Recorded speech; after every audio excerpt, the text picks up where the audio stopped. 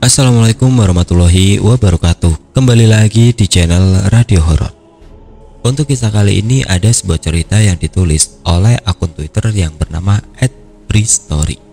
Dan untuk kisah yang akan saya bawakan kali ini yaitu sebuah kisah yang berjudul Bogor Sendirian. Sebelum kita masuk ke ceritanya, tekan dulu tombol like video ini dan jangan lupa tekan juga tombol subscribe channel ini dan nyalakan juga lonceng notifikasinya agar teman-teman tidak ketinggalan cerita-cerita baru dari channel ini.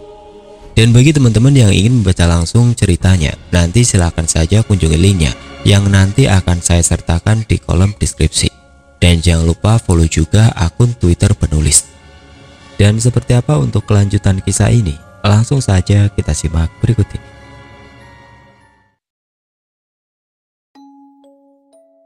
Malam hari dan sendirian, saat-saat seperti inilah ketika seluruh indera bekerja dengan maksimal.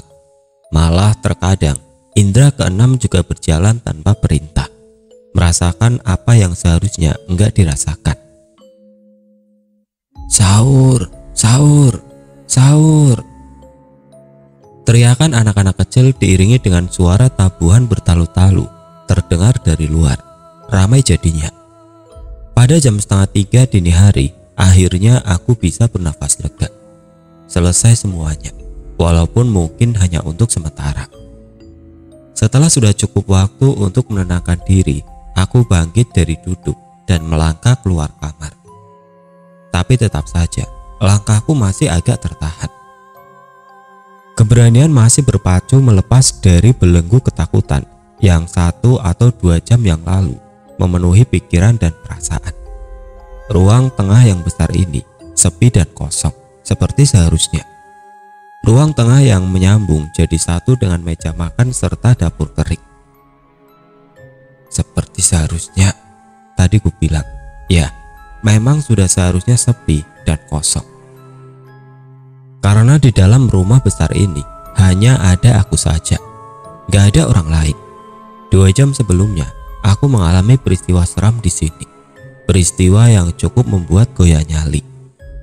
Aku mendengar langkah kaki gak bertuan yang seperti berjalan ke sana kemari ke setiap sudut lantai atas dan bawah. Ditambah dengan sesekali ada suara pintu terbuka. Aku yang sedang sendirian di rumah besar ini jadi semakin tenggelam dalam ketakutan di situasi mencekam. Untungnya malam bergulir menjadi dini hari. Kemudian tiba waktu sahur. Situasi mendadak tenang kembali. Gimana Rom? Aman kan? Aman Om, aman. Udah sampai rumah nih. Ah syukurlah. Udah Rom, ini baru saja sampai. Jangan lupa kasih makan Leon ya. Oke Om, tenang aja. Gak usah mikirin rumah dan kucing. Selamat menikmati mudik di kampung halaman. Itu percakapan telepon dengan Om Gilang, adik dari ibuku yang nomor 4. Beliau ini adalah seorang pengusaha cukup sukses di umurnya yang baru menginjak awal 40-an tahun. Bersama istri dan seorang anak perempuannya, Om Gilang tinggal di satu rumah besar di kawasan Bogor. Di satu perumahan di sekitaran Baranang Siang. Rumah ini baru sekitar 1 tahun dimiliki oleh Om Gilang, jadi masih terhitung rumah baru. Oh ya, aku Romi, mahasiswa salah satu perguruan tinggi di Jakarta. Akan menceritakan satu peristiwa yang aku alami baru beberapa tahun lalu. Nah, pada pertengahan tahun 2018, bertepatan dengan datangnya bulan Ramadan, aku yang sedang libur kuliah diminta tolong oleh Om Gilang untuk menjaga rumahnya. Karena dia dan keluarga harus segera pulang kampung ke Palembang karena ada keperluan mendadak. Aku tentu saja nggak bisa menolak. Nggak enak hati untuk bilang enggak. Ya sudah, dengan agak sedikit berat, aku menyanggupi permintaan Om Gilang. Kamu berani Rom tinggal di rumah Om Gilang sendirian? Coba kamu ajak salah satu temen siapa gitu. Rumah Om Gilang kan jauh Bu di Bogor. Nggak ada temanku yang mau. Nggak apalah, aku sendirian aja. Nggak takut nak? Takut apa Bu? Ibu ini ada-ada saja. Syukurlah kalau kamu berani. Jangan tinggalkan sholat ya. Kalau bisa, sempatkan sholat malam dan mengaji di situ, biar enggak terlalu kosong. Begitulah percakapan dengan ibu melalui telepon. Ketika beliau menanyakan kabarku yang diminta tolong oleh Om Gilang. Menangkap ada keanehan dan kalimat-kalimat yang beliau lontarkan. Aku sih kurang lebih bisa menangkap apa yang hendak ibu sampaikan, walau nggak secara langsung. Aku paham. Pada intinya, aku sudah pernah mendengar cerita dari keluarga besar mengenai rumah yang baru ditinggali oleh Om Gilang dan keluarga selama 1 tahun belakangan itu. Aku juga sudah 2 kali datang berkunjung. Menurutku, rumahnya sangat besar, bertingkat, walaupun halaman enggak terlalu luas. Dan jarak dengan rumah di sebelahnya pun agak rapat. Tapi tetap saja rumah yang besar. Nggak tahu gimana cara menjelaskannya. Menurutku suasana rumah ini enggak begitu enak. Beberapa bagiannya seperti mati. Nggak ada pergerakan udara dan sepertinya jarang sekali dilalui oleh penghuninya. 2 kali datang berkunjung pun aku nggak pernah menginap dengan berbagai alasan. Tapi yang utama waktu itu, karena aku kurang nyaman, aku harus tidur di kamar atas. Nggak nyaman kenapa? Ya karena Om Gilang baru saja pindah dan menempati, keadaan rumahnya masih belum tersentuh sepenuhnya. Apalagi lantai atas. Dengan alasan itulah akhirnya aku memaksa untuk pulang ke Jakarta, walaupun hari sudah malam. Berhembus cerita juga di keluarga besar, katanya rumah Om Gilang itu angker, ada hantunya. Begitu katanya. Ada keluarga salah satu tanteku yang katanya mengalami kejadian seram ketika menginap di rumah itu. Ada penampakan hantu, entah apa bentuknya. Adik-adik sepupuku yang masih kecil juga seringkali menangis gak jelas, atau malah gak bisa tidur semalaman. Dan juga yang termasuk cukup aneh, dalam waktu kira-kira 1 tahun tinggal di rumah itu, Om Gilang sudah berganti asisten rumah tangga sebanyak 3 kali dengan alasan yang kami semua nggak tahu. Malah ART terakhir pergi tanpa memberi kabar sebelumnya, padahal baru 2 minggu bekerja. Aneh kan? Ah, nggak ada apa-apa kok, cuma perasaan kalian aja tuh. Begitu Om Gilang bilang ketika ditanya tentang rumor keangkeran rumahnya. Ya begitulah. Mungkin karena Om Gilang dan keluarga sudah kadung jatuh cinta, jadi ya mereka betah-betah saja. Sampai akhirnya pada suatu Ramadan, aku harus tinggal beberapa hari di rumah ini dan merasakan beberapa keganjilan dari yang biasa saja sampai dengan yang benar-benar sampai menguji keimanan. Pintu kamar aku biarkan terbuka sedikit karena Leon selalu mengeong keras-keras kalau aku menutupnya. Kalau pintu terbuka seperti ini, dia bisa warawiri keluar masuk kamar dengan bebas. Lucu, senang aku melihatnya. Leon adalah kucing kesayangan Om Gilang sekeluarga. Kucing gemuk corak hitam putih. Leon termasuk kucing yang mudah jinak dengan semua orang. Masih jam setengah 10. Sesampai di rumah sepulangnya dari masjid, aku sempatkan diri untuk bersantai di tempat tidur sambil memainkan ponsel. Nasi bungkus yang aku beli dalam perjalanan pulang tadi sudah aku taruh di meja makan. Belum berhasrat aku untuk memakannya. Dari awal sebelum masuk Ramadan, seperti Ramadan sebelumnya, aku berniat untuk memperbanyak ibadah di bulan suci ini. Salah satu yang akan aku maksimalkan adalah sholat malam dan mengaji setelahnya. Makanya apapun yang terjadi di sini, di rumah ini, aku gak boleh kalah. Kalah dengan ketakutan akan hal-hal gaib menyeramkan. Gak mau rasa takut ke mereka jadi melebihi ketakutanku akan dosa, atau malah menghalangi untuk beribadah mendapatkan pahala. Itu gak boleh terjadi. Ini bulan suci penuh berkah dan ampunan, kesempatan bagi kita untuk mendapatkan pahala sebanyak-banyaknya. Makanya malam ini aku berniat untuk sholat malam nanti. Padahal jam 10 pun belum, tapi tiba-tiba kantuk datang menyerang. Dengan ponsel masih di tangan, akhirnya aku tertidur lelap. Leon berteriak keras. Dia duduk persis di depan pintu kamar yang masih dalam keadaan terbuka. membuat aku jadi terjaga. Tapi Leon gak menghadap ke kamar. Dia malah duduk menghadap ke arah tangga sambil seperti memperhatikan sesuatu dan terus mengeong. Aku bertanya-tanya, apa yang sedang Leon tatap? Ada apa di tangga?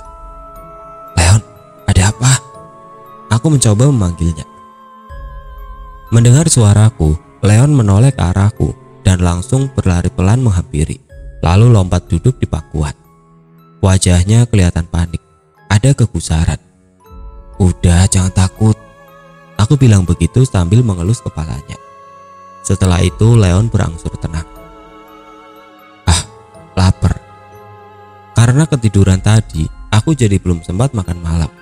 Sudah jam 12 lewat tengah malam. Aku kemudian melangkah menuju meja makan. Nasi bungkus masih terikat rapi di atas piring.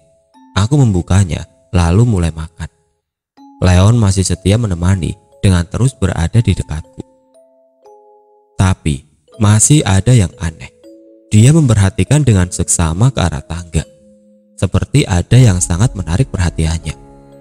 Kepalanya menoleh bolak-balik ke arahku dan ke tangga. Terus begitu. Aku terus lanjut menghabiskan makanan sambil memperhatikan tingkah aneh Leon. Aku tahu ada sesuatu yang membuat Leon seperti itu. Sesuatu yang mungkin hanya dia yang bisa melihatnya. Tapi aku berusaha untuk mengabaikan. Walau merinding sudah sesekali timbul, tentu saja rasa takut mulai hinggap di kepala. Duk, duk, duk. Tiba-tiba kedengaran bunyi itu lagi. Dari lantai atas, sama seperti kemarin, suaranya seperti langkah kaki yang sedang berjalan. Aku langsung buru-buru menyelesaikan makan, lalu meninggalkan meja makan yang letaknya persis di depan tangga. Setelah itu aku menyalakan televisi, berharap pikiran bisa teralihkan, menghilangkan kekhawatiran. Ketika aku sudah duduk di sofa ruang tengah depan TV, ternyata Leon masih di tempatnya, duduk dekat meja makan, menghadap dan terus memperhatikan tangga. Telinganya bergerak-gerak seperti sedang menangkap suara. Sementara itu suara duk-duk-duk masih saja sesekali terdengar. Aku terlihat seperti nggak takut, seperti pemberani, padahal enggak seperti itu. Aku juga penakut, sangat penakut malah. Gak berani kalau harus benar-benar menghadapi atau melihat mereka. Tapi berusaha sebisa mungkin ketakutan itu gak menggoyahkan iman, gak menghalangi beribadah. Aku sangat berusaha seperti itu. Makanya walau sudah ada tanda-tanda keseraman, aku tetap teguh akan pelaksanaan sholat malam ketika jam dinding sudah menunjukkan waktu di pukul 1. Ada getar dalam dada ketika harus melangkahkan kaki menuju kamar mandi di belakang untuk berwudu. Karena dalam perjalanannya, aku harus lewat depan tangga. Tangga yang sepertinya semakin lama semakin menyeramkan. Leon masih di tempatnya, duduk di depan tangga, memperhatikan jalur tangga yang berbelok ke kiri. Oh ya, sejak sore tadi, aku sengaja menyalakan semua lampu lantai atas. Jadinya terang benderang sampai ke tangga. Setelah selesai berwudu, aku lalu berjalan lagi kembali menuju ruang tengah.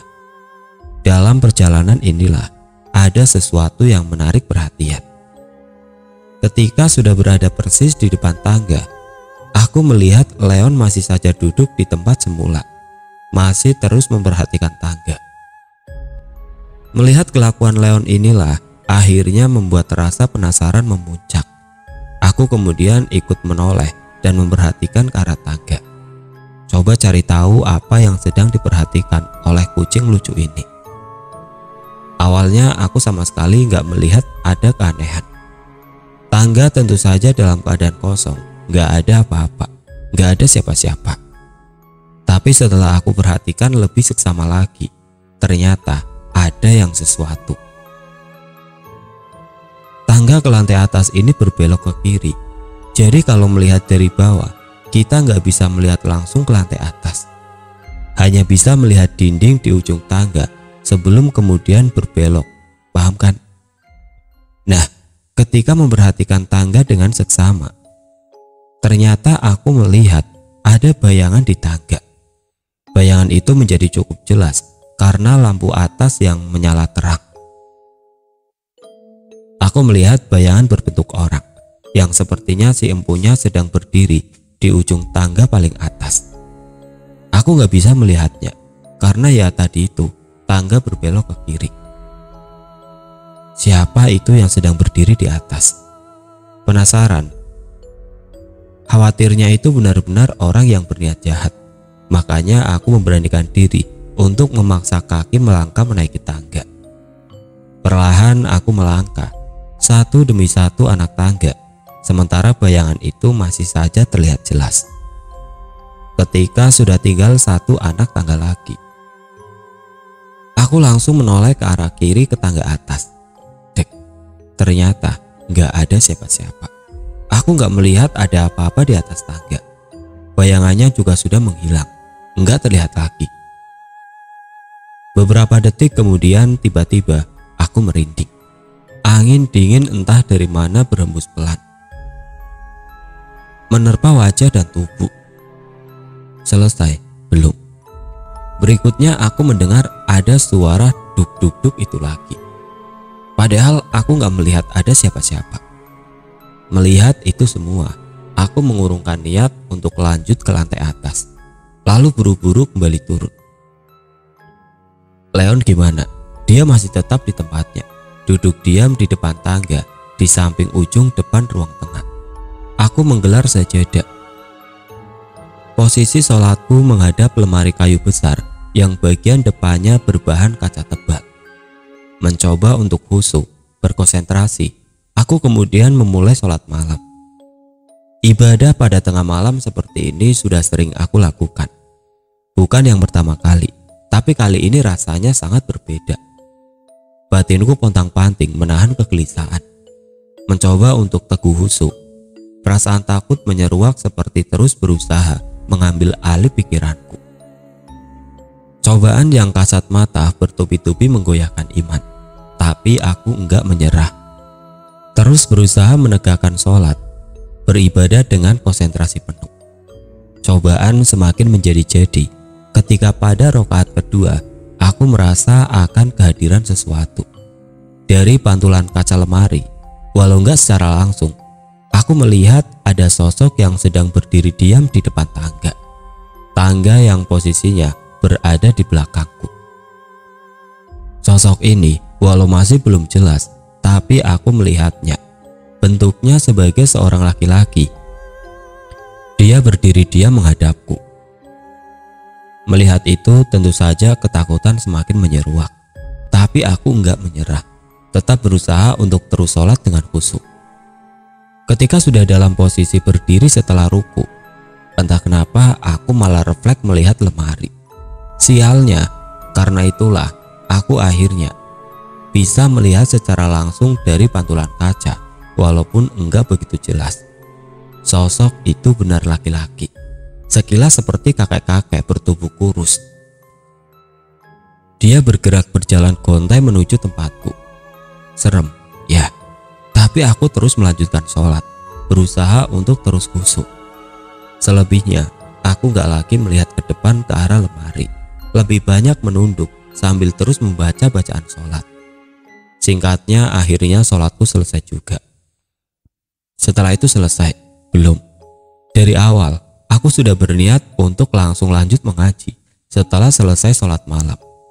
Al-Quran sudah aku siapkan sejak tadi. Dalam hening malam, aku mulai mengaji. Pada prosesnya, sosok seram itu masih aku rasakan kehadirannya. Suara duk-duk-duk yang beberapa kali aku dengar di lantai atas, kali ini terdengar seperti ada persis di belakangku. Kadang di samping kanan atau kiri. Walau melihat secara nggak langsung, aku merasa kalau sosok seram berwujud seperti kakek-kakek itu. Kadang seperti sedang berdiri dekat di belakangku, kadang di samping. Gerakan perpindahannya aku rasakan. Dia seperti terus memperhatikan aku yang sedang mengaji. Tapi di titik ini, rasa takutku berangsung hilang. Aku merasa seperti diberi kekuatan olehnya. Aku jadi lebih khusyuk mengaji, Lantunan ayat suci menggema pada sisi rumah. Aku menang, sanggup mengalahkan godaan yang menggoyahkan iman. Hingga akhirnya gak terasa sudah masuk ke pukul 2:30. Dari kejauhan mulai terdengar teriakan anak-anak kecil membangunkan warga untuk sahur, lengkap dengan tetabuhan sebagai penggiring. Aku menyelesaikan mengaji lalu bersiap untuk makan sahur. Ketika memperhatikan seisi ruang tengah, aku melihat Leon sudah terkulai tidur di atas kursi, nyenyak.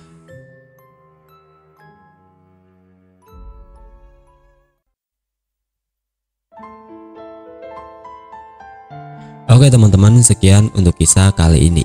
Memasuki bulan Ramadan ini, mari berdoa semoga kita dapat merengkuh banyak keberkahan, mendapat ridho serta ampunannya. Amin.